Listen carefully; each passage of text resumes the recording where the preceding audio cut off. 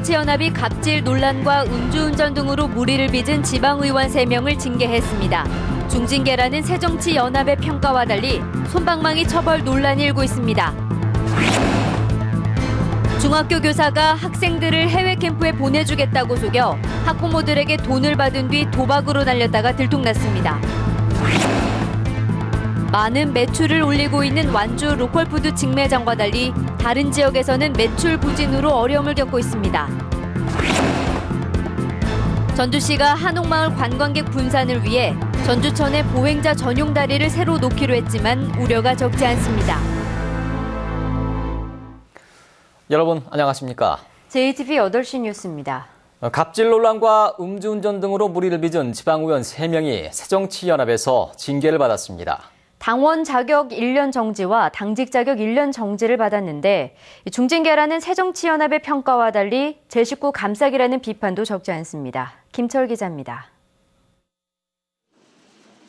새정치민주연합 윤리심판원이 전북 지방의원 3명의 징계 수위를 결정했습니다. 여성 직원을 괴롭혀 갑질 논란에 휩싸인 정진세 전북도의원과 시의원 당선 이전에 토지 감정가를 높여주겠다고 돈을 받아 벌금형을 선고받은 김현덕 전주시의원은 각각 당원 자격 1년 정지를 받았습니다. 또 음주운전을 한 양용모 전북도의원은 당직 자격을 1년 정지시키기로 했습니다. 당원 자격 1년 정지는 제명 다음 수준의 징계로 정진세 도의원과 김현덕 전주시의원은 내년 총선에서 당원 권리를 행사할 수 없습니다. 새정치연합은 이번 징계가 중징계라며 다른 지방의원들에게 경각심을 줄 것으로 평가했습니다. 정신 차려야죠. 조금이라도 국민으로서 안전 모습을 보이면 안 되니까 경각심을 가지고 이제 시민들, 국민들을 위해서 열심히 행보를 하는 것이 최선의 기회라고 하는 그 계기가 됐다라는 것을 밝히고 싶습니다. 그러나 시민단체는 제명이 아닌 1년짜리 당원 자격 정지 징계를 제 식구 감싸기로 보고 있습니다. 제 식구 감싸기로 가고 있는 것 같습니다. 당연히 갑질 논란 도의원과 비리 혐의 시의원에 대해서는 제명을 시켜서 그분들이 이후에 다시는 정치를 할 수 없게 만드는 게 당연하다고 보는데 결국은 경징계로 끝나는 것 같습니다. 새정치연합의 징계와 별도로 전북도의회 윤리특위에 회부된 정진세 의원은 도의회에서 추가 징계를 받게 됩니다. 그러나 음주운전을 한 양용모 도의원은 공개 사과를 했다는 이유로 벌금형을 선고받은 김현덕 시의원은 시의원 당선 이전의 잘못이라는 이유로 윤리특위에 회부되지 않아 지방의회 자정 노력에 한계를 드러냈습니다. JTB 뉴스 김철우입니다. 중학교 교사가 해외 캠프를 보내준다며 학부모들에게 돈을 걷었습니다. 캠프는 처음부터 거짓말이었고 이렇게 받은 돈은 모두 인터넷 도박으로 탕진했습니다. 하원호 기자가 보도합니다. 전북의 한 중학교입니다. 이 학교 교사 29살 김모 씨는 지난 4월부터 뉴질랜드로 해외 캠프를 보내주겠다며 학부모들에게 돈을 걷었습니다. 학부모 40여 명이 캠프 비용으로 적게는 100만 원에서 많게는 400여만 원을 건넸습니다. 김 교사는 다른 학부모와 학생에게는 비밀로 해줄 것을 당부했습니다. 학교에서 조용히 추진을 하는 건데 니네가 다 말을 하고 다니면 애들이 불만을 하니까 그냥 니네들만 몇 명만 이렇게 간다 데리고. 하지만 해외 캠프는 처음부터 꾸며낸 거짓말이었습니다. 인터넷 스포츠 도박에 빠져있던 김 교사는 이렇게 받은 돈 1억여 원을 도박으로 탕진했습니다. 일부 피해 학부모를 통해 비위 사실이 학교에 드러나자 해당 교사는 경찰에 찾아가 자수했습니다. 김 교사는 지난해에도 도박 혐의로 벌금형을 선고받았고 징계 회부를 앞두고 있었습니다. 일단 피해자 진술을 확보한 상태이고 정확한 피해 규모를 파악하기 위해서 피해자 학부모 진술과 통장 거래 내역을 분석할 계획입니다. 전북교육청은 김 교사를 직위 해제하고 해당 학교에 대한 감사에 들어갔습니다. JTB 뉴스 하원호입니다. 미래창조과학부가 오늘 전북 연구개발특구를 지정고시했습니다. 전라북도는 전주와 정읍, 완주 등 세 곳의 16제곱킬로미터 지구가 오늘부터 연구개발특구로 지정돼 매년 100억 원의 신기술 자금이 지원되고 연구소 기업 창업과 첨단기술 기업 신청이 가능하다고 밝혔습니다. 전라북도는 연구개발특구 진흥재단과 테크비즈센터를 신설할 예정이어서 농생명과 탄소 등 융복합 소재의 기업 유치와 창업이 크게 늘어나고 지역 경제가 활성화할 것으로 기대되고 있습니다. 기금운용본부의 소재지를 서울로 한 새누리당 정의수 의원이 제출한 법안에 대해 전라북도와 보건복지부, 행정자치부가 의견을 제출했습니다. 전라북도는 보건복지부의 경우 기금운용본부 공사화에 반대한다는 의견을, 행정자치부는 조직 확대에 반대 의견을 낸 것으로 추정돼 전북에 유리할 것으로 내다봤습니다. 그러나 금융기관과 펀드 매니저들이 기금운용본부의 서울 잔류를 원하는 쪽으로 의견을 냈을 것으로 예상되지만 이들 기관의 서류 접수 여부는 확인되지 않고 있습니다. 완주군 로컬푸드 직매장 한 곳이 50억 원이 넘는 매출을 기록해 주목을 받고 있는데요. 다른 지역의 로컬푸드 매장은 상황이 크게 달라 매출 부진으로 어려움이 많습니다. 농산물 공급, 생산자 교육 등의 과제가 적지 않습니다. 보도에 송창용 기자입니다. 지난해 4월 문을 연 로컬푸드 매장입니다. 1년이 넘었지만 출하 품목은 140여 가지밖에 되지 않습니다. 올 상반기 6달 매출은 2억 8천만 원에 그쳤습니다. 완주군 용진농협 로컬푸드 매장의 매출은 50억 원이지만 고창의 로컬푸드 직매장의 매출은 1억 원 안팎이고 김제 백구농협은 2억 8천만 원, 정읍은 15억 원 수준입니다. 매출 부진의 1차 원인은 농산물 품목에 있습니다.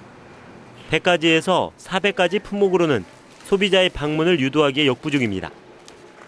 이게 회전이 너무 안 되다 보니까 실질적으로 출하돼서 회전되는 그 매출의 부분이나 이런 부분들은 좀 별로 안 되고 있습니다. 그 지역에서 생산하지 않는 농산물을 구색 상품으로 갖춰야 하고 다양한 가공식품도 개발해야 하지만 아직은 걸음마 수준입니다.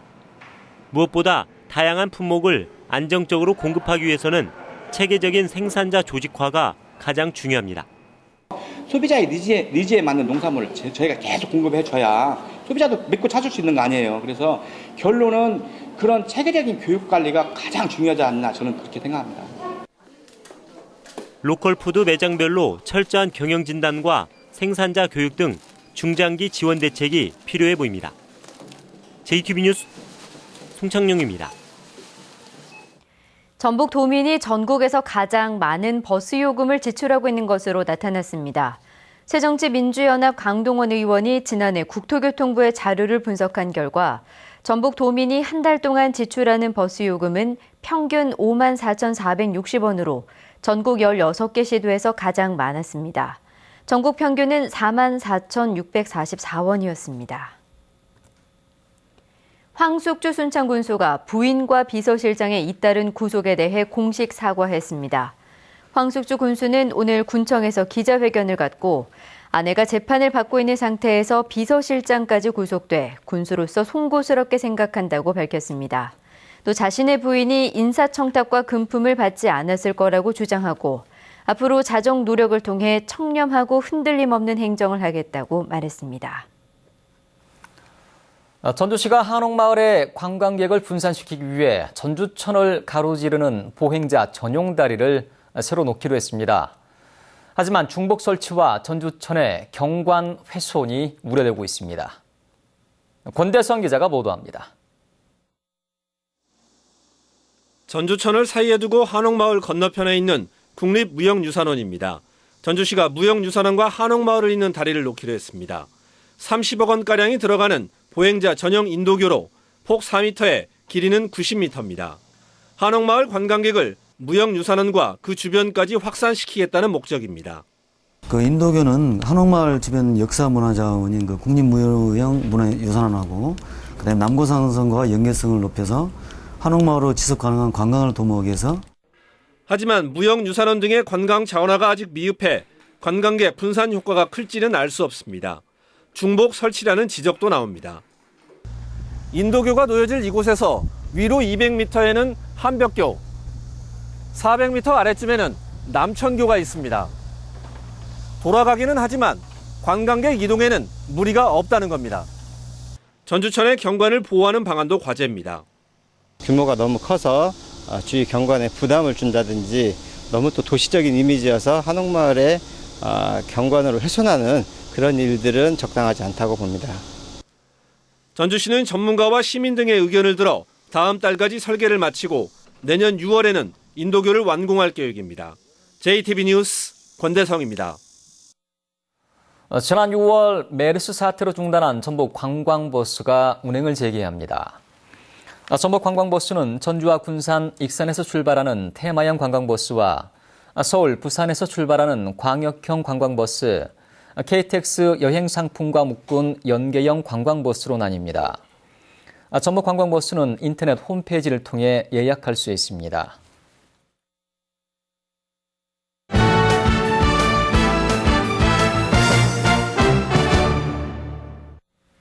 군산대 탁구팀이 창단한 지 32년 만에 전국대회 첫 우승컵을 들어올렸습니다. 원광대 야구팀은 10년 만에 도전한 대통령기 대회에서 아쉽게 준우승을 했습니다. 스포츠 소식 정원희 기자입니다. 군산대 탁구팀이 처음으로 전국대회 우승을 차지했습니다. 지난 1983년 창단한 지 32년 만입니다. 군산대는 준결승에서 여자 대학부 최강팀인 용인대를 3대2로 힘겹게 꺾은 뒤 결승에서 창원대를 만났습니다. 역시 전력면에서 한 수 유예 팀이지만 3대0으로 물리치고 감격의 우승컵을 들어올렸습니다. 한 번 우승의 맛을 봤기 때문에 남은 대통령기랑 전국체전도 열심히 준비해서 한 번 더 우승할 수 있도록 연습하겠습니다. 원광대 야구팀이 10년 만에 도전한 대통령기 야구대회 우승 문턱에서 아쉽게 무릎을 꿇었습니다. 8강과 중결승에서 홀드게임 승리를 거뒀지만 결승에서는 타선이 침묵하면서 눈물을 삼켰습니다. 9월 달에 있을 추계 연맹전이 있고 10월 달에는 정전이 있는데 이게 좀 좋은 계기를 삼아서 더 열심히 해가지고 우승에 꼭 도전하겠습니다. 전북현대사나 유스팀인 김제 금산중도 제51회 중등축구연맹 회장배에서 아쉽게 준우승했습니다. 금산중은 오산중과 맞붙은 결승에서 선제골을 넣었지만 잇따라 3골을 내주면서 역전패했습니다. 제10회 농림축산식품부 장관배 전국 승마대회가 장수에서 시작됩니다. 오는 17일까지는 생활체육 마장 마술과 장애물 경기가, 19일부터는 전문체육 장애물 경기가 잇따라 열립니다.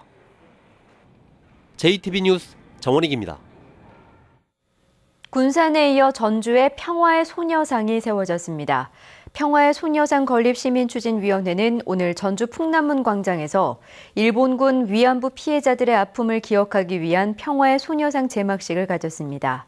오늘 행사에는 위안부 피해자인 김복동, 길원욱 할머니와 많은 시민들이 참석해 일본 정부의 사죄와 반성을 촉구했습니다. 광복회 전라북도 지부가 광복 70주년을 맞아 일본에 진정어린 사과와 피해자 보상을 요구했습니다. 광복회는 성명을 통해 역사에서 교훈을 얻지 못한 민족은 미래가 없다며 일본이 위안부를 강제 동원한 사실을 인정하고 피해자에 대한 사과와 보상을 약속해야 한다고 주장했습니다. 광복 70주년을 기념하는 경축 행사가 모레 오전 전북도청에서 열립니다. 경축식에는 생존 독립애국지사 등 각계 인사 1000여 명이 참석해 독립정신의 의미를 되새기고 경축식이 끝난 뒤 전주 풍남문에서 타종 행사를 갖습니다. 이에 앞서 내일 오전 6시에는 전주시청 앞 노송광장에서 시민들이 자유롭게 참여해 생활체조 동호인들의 지도로 체조를 한 뒤 만세 삼창을 하는 광복 70주년 기념 어울림체조 행사가 열립니다. 전주시가 임시 공휴일인 내일 시민 불편을 줄이기 위해 시청 민원실 등을 운영합니다. 전주시는 내일 시청과 양구청 민원실, 주민센터를 방문하면 시민들이 평소처럼 민원 서류를 발급받을 수 있다고 밝혔습니다.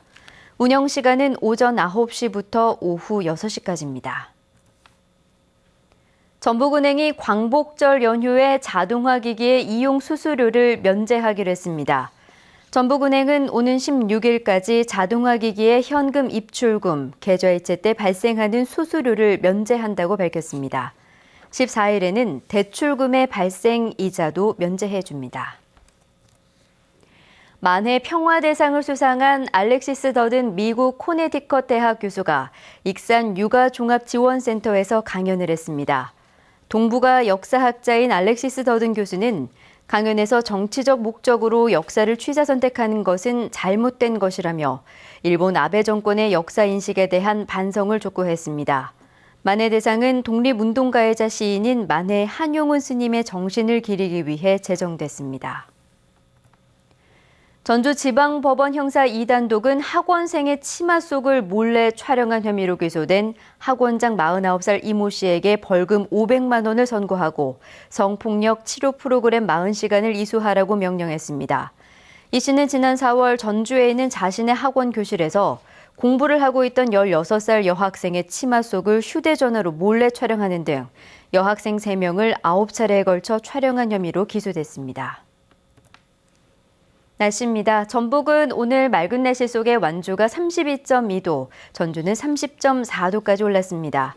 오늘 밤부터는 짙은 안개가 끼는 곳이 많겠습니다. 연휴 첫날인 내일도 대체로 맑겠습니다.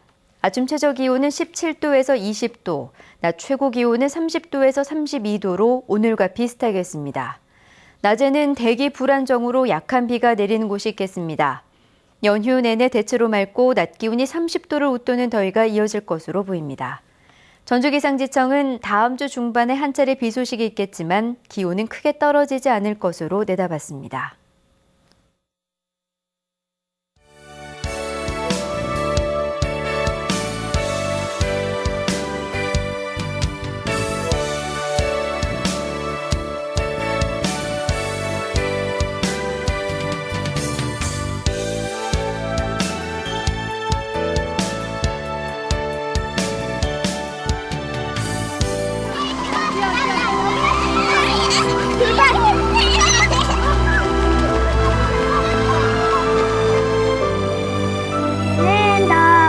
아름다운 나라 대한민국을 만드는 희망이 되겠습니다.